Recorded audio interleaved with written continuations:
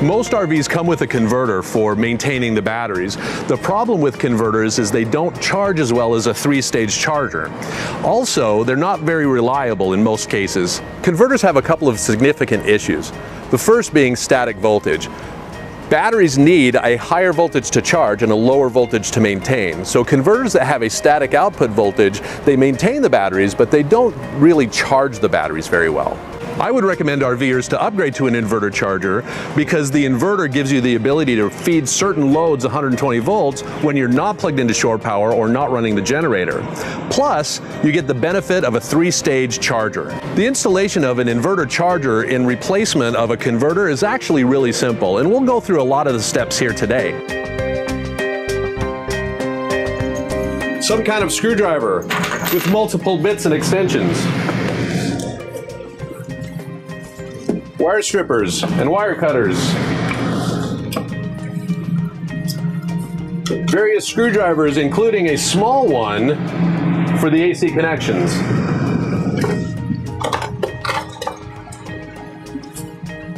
A socket wrench.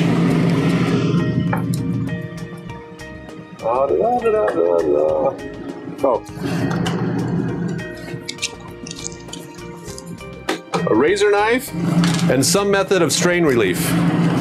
Plus a heavy gauge crimper and ring terminals for the larger wire going from the battery to the inverter. Plus a fuse to be located within 18 inches of the battery. Step 1 is we want to identify the circuit we want to invert.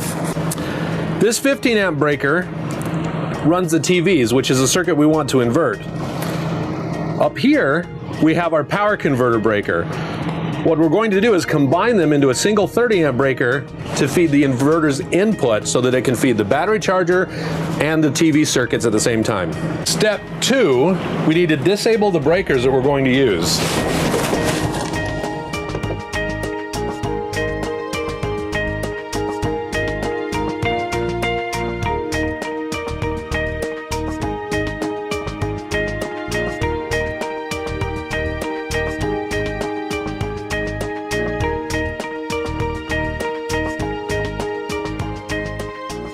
So the 15 amp breaker is the TV, the 20 amp is the microwave. On the other leg, we have a 20 amp here that is the converter breaker.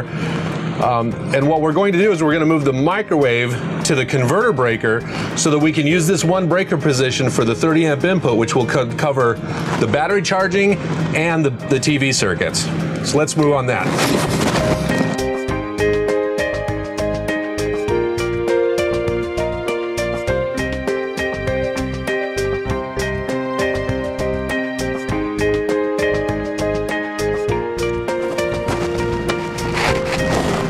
Okay, so now this is my utility breaker and this is my microwave breaker. This is my TV breaker and then this is my converter feed. So I'm going to remove the TV breaker, or remove the wire from the TV breaker.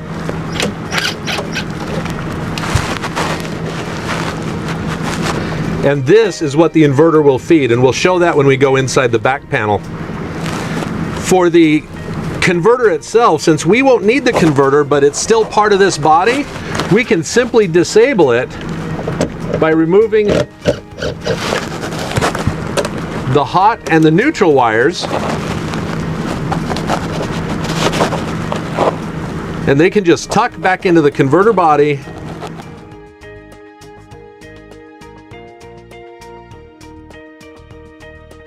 If you have a deck-mounted converter that's not part of the load center, one thing you can do is simply unplug it, cap off the DC screws, unmount it, and take it out all the way out. Because this is part of my load center, I'm just going to leave the board in there because it's not doing any harm just sitting there. If your converter is part of the load center, you can tuck the wires in like I've done here. If your converter is a deck mount or mounted to the floor, Usually it plugs into a receptacle. You can just unplug it, pull the DC cables out, cap them off, unmount it, and remove it from the installation. Because mine is part of the load center and it's not doing any harm sitting there, I'm just going to leave it there.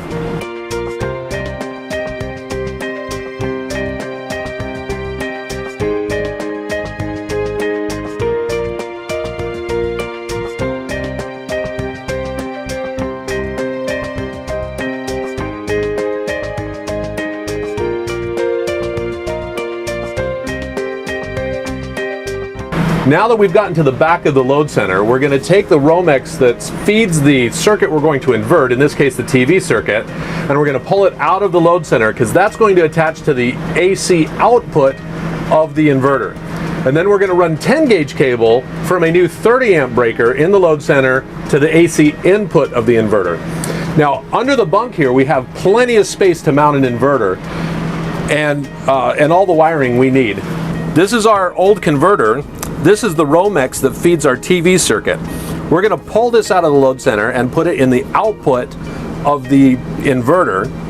And then we're going to run a 10 gauge cable from that new 30 amp breaker to the AC input of the inverter so it can feed the charger and the TV circuits on the inverter's output.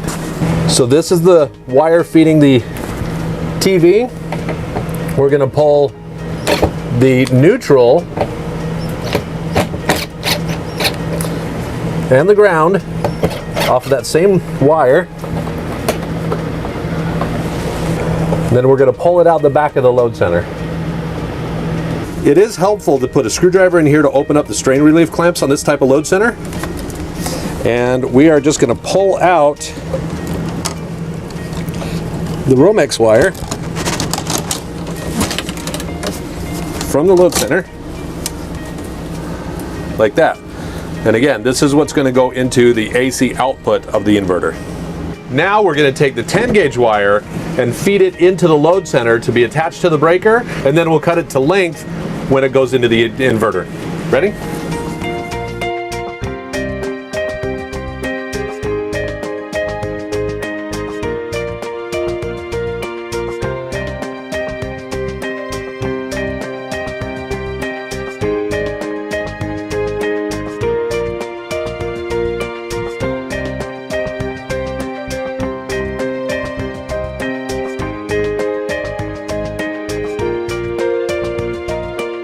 I'm going to go ahead and strip off the neutral wire and the hot wire.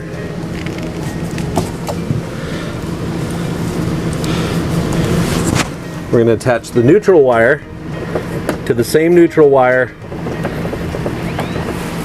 that the TV circuit was on.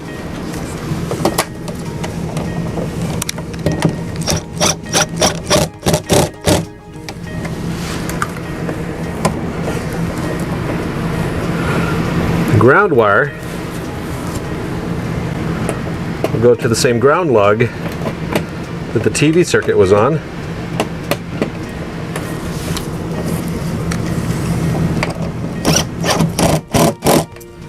And then this will go to our new 30 amp breaker.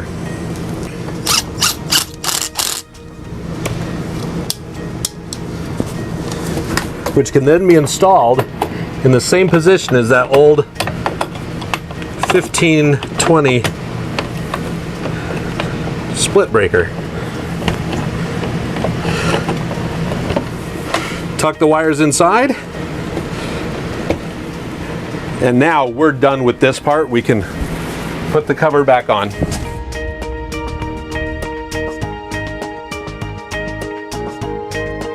Okay, so to recap, we moved our 20 amp breaker from down here that was to the microwave up here. So this is our new microwave breaker. And the converter breaker, which was also 20 amp, we moved down here. Then we took that 15 and 20, the 15 for the TV, the 20 for the converter, and made it a single 30 amp feeding the 10 gauge wire back to the inverter's input, which will then charge the batteries and run the TV. Okay, so now we've got our 10 gauge wire for the AC input. We've got our 14 gauge wire for the AC output. We're going to wire it into the AC wiring compartment in the inverter.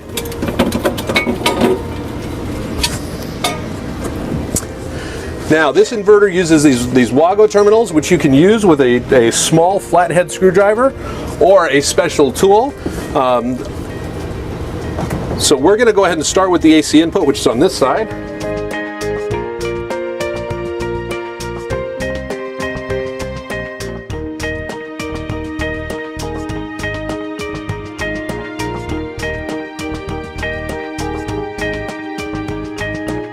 Okay, and these terminals are so easy to use. Just a screwdriver, insert the screwdriver until it bottoms out. Put the wire in and pull the screwdriver out. And now all three wires are locked into place. And then we'll want to use some kind of strain relief clamp. I really like using these plastic ones.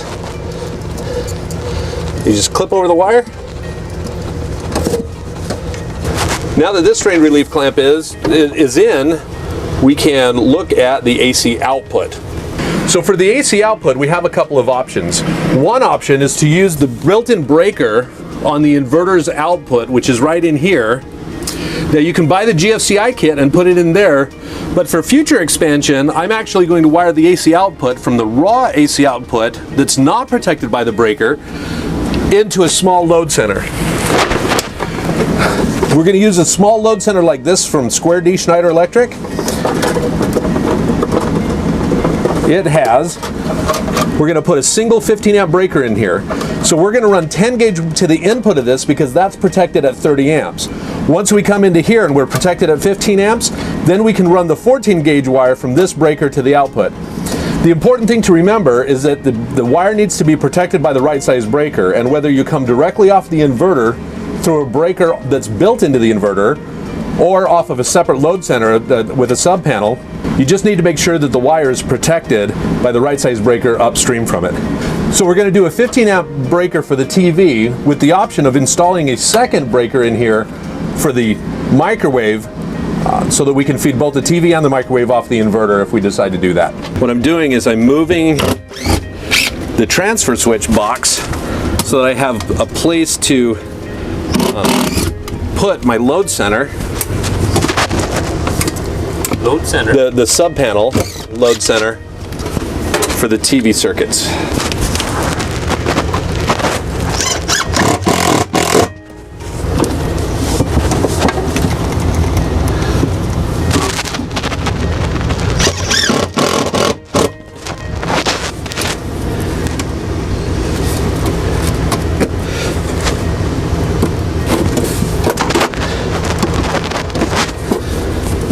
Okay, so AC input to AC output, neutral line ground, neutral line, or excuse me, AC input, AC output, neutral ground line, neutral ground line. This one is the one coming from the 30 amp breaker in the load center.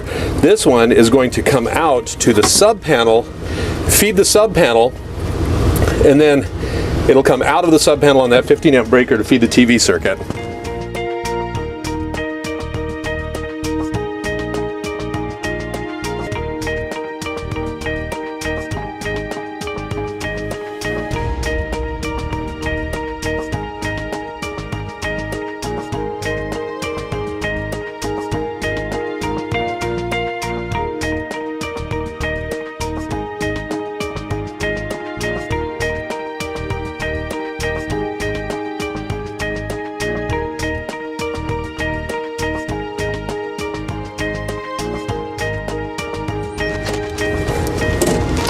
Now, we've got the one breaker in. The other position will be reserved for when we decide to put the microwave on this circuit, if we decide to do that. But for right now, this works as a single or a dual circuit sub panel.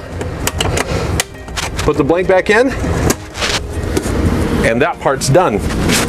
Next step is to install the DC cables and provide DC to this, and then button it all up. We'll go to there. Now that we've got the AC input and the AC output wired, the AC output wired to that breaker panel, the next thing we need is the DC connection to the inverter. Now, in the battery compartment, all we need to do is take the positive and negative from the batteries to the inverter. We do need to stop at a fuse first. Make sure the fuse is within 18 inches of the positive terminal of the battery.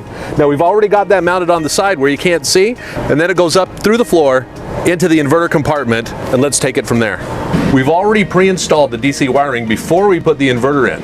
Now, in the original intent, we were going to put in a 1000 watt inverter, so we are using smaller cables than you would normally use for a 2000 watt inverter. However, we are fusing it as if it's a 1000 watt inverter, and we're loading it as if it's a 1000 watt inverter, which is fine to do. But when we upgrade to the microwave, we are going to have to run larger DC cable and put in the second breaker. So let's go in with that. To match the existing DC wiring, the black is positive, and that's why we've got the orange tape on it. White is negative. Here we have the positive lug and the negative lug.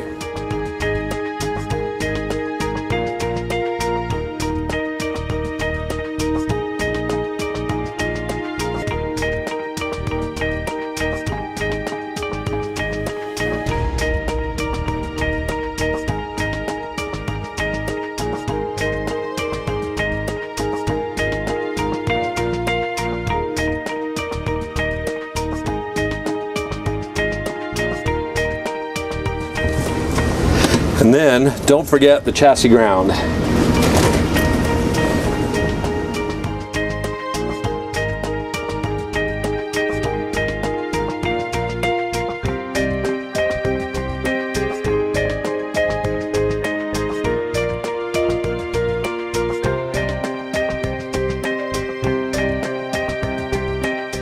All right, now that the DC wires are installed, we can go ahead and mount it, button it all up.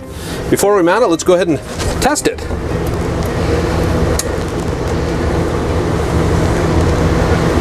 The inverter's on, our battery voltage is 12.5 volts.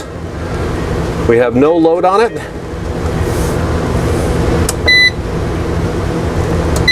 $120 volt. Looks like we're in good shape.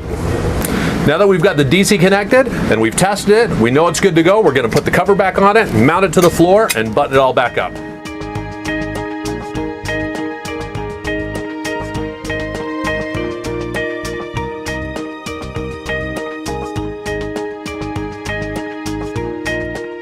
The last step is to install the remote. Now the remote comes with the phone cable that you'll need to install. I'm not going to tell you how to route it, where to route it. That's going to vary with each individual unit. But plug one end into the inverter.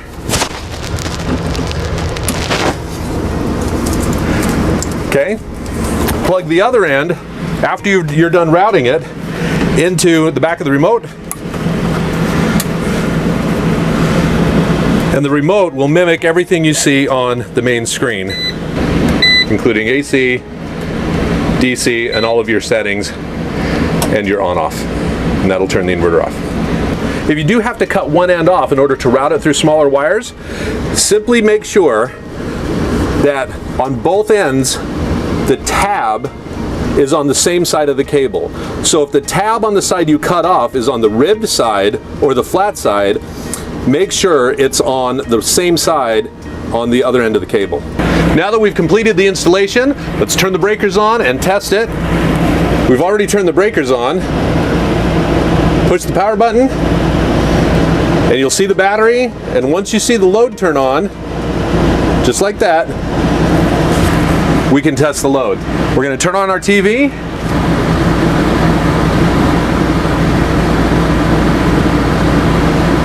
And now our TV's on with the inverter. Now we can turn the inverter off and the TV will turn off. Now let's check and make sure it charges. Now that's charging, you can see we have AC that's bypassing to the load, and we also are feeding the charger, and we're charging the batteries. We're in bulk charge, the battery voltage is climbing, and that means everything's working. We've talked about the reasons for upgrading to an inverter charger from a converter. We've gone through the steps of how to install an inverter charger and how to disable or remove the old converter. We've gone through the testing and we've showed you the benefits of the inverter charger over the converter. If you're considering upgrades to your RV, I would strongly recommend you consider an inverter charger as one of your options. The benefit of having an inverter to use AC loads when not on shore, and the 3-stage charger that gives you longer battery life would be a definite upgrade to your RV.